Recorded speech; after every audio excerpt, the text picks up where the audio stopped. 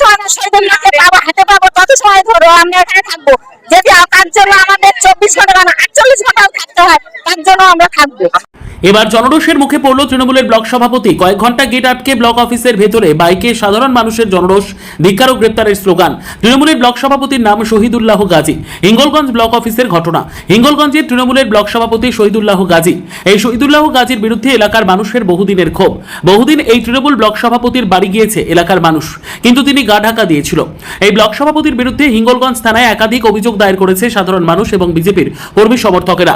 কখনো কাটমানি, কখনো জোর করে জমি দখল, আবার বিরোধী দলের কর্মী সমর্থকদের মারধর, খুনের হুমকি সহ একাধিক অভিযোগও তার বিরুদ্ধে।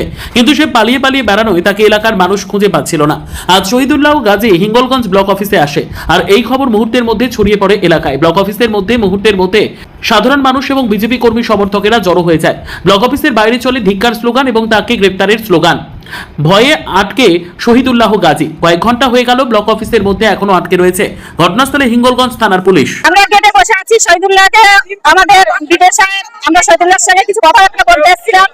শহীদুল্লাহ যে দুর্নীতি, চুরি ডাকাতি কিছুই তো বাকি নেয়নি, তাই যে দুর্নীতি করছে তার জন্য কিছু কথাবার্তা বলতে এসেছিলাম। তাই ও যখন শহীদুল্লাহকে বিদেশ সাহেব এবং আমাদের পুলিশ প্রশাসন বাঁচানোর জন্য ওকে গেটে তালা দিয়ে রেখেছে। তাই আমরা গেটের সামনে গেটে তালা দিয়ে রেখেছি, যে বাকি সব যে সমস্ত পুলিশ প্রশাসন এসেছেন তাদেরকে আমরা ঢুকতে দেবো না। ওনারা ওই গেট খুলবেন, আমরা এই গেট খুলবো। ওনারা ওনার সঙ্গে সহযোগিতা করছেন, পুলিশ, বিডিও, থানা, ওই চোরকে বাঁচানোর জন্য। আজকে জনগণের কি অবস্থা হচ্ছে, জনগণ কেন এত উত্তেজিত? জনগণ আমরা যত সময় না শহীদুল্লাহকে পাবো, হাতে পাবো, তত সময় ধরো আমরা এখানে থাকবো। যদি তার জন্য আমাদের 24 ঘন্টা না 48 ঘন্টাও থাকতে হয়, তার জন্য আমরা থাকবো। আমার নাম সুকন্যা মাইতি। বিডিও অফিসে শহীদুল গাজী বিডিও অফিসে এসছে বিডিও সাহেবের সঙ্গে গোপনে কিছু আলাপ আলোচনা করার জন্য। সেই মুহূর্তে আমরা এখানে চলে আসি। বিডিও সাহেব ওনাকে সাপোর্ট দিচ্ছে এবং ওনাকে মানে পালানোর সাহায্য করছে। আমরা জবাব চাই, কারণ 21 সালে পঞ্চায়েতে যে দুর্নীতি বা যে মানে আমাদের উপরে যে জুলুম, যে অত্যাচার করেছিল, তার জবাব আমরা চাই। আপনার নাম? জন্য আমরা এখানে সবাই উপস্থিত হয়েছি। আপনার নাম? আমার নাম দেবশ্রী চন্দ্র।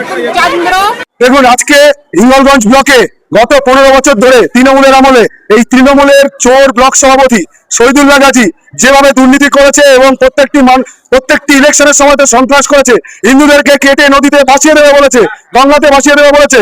আজকে তার প্রতিবাদ আমরা করছি। ওনাকে এতদিন আমরা পাইনি হাতে নাতে, আজকে আমরা বিডিও অফিসে এসে ওনাকে পেয়েছি।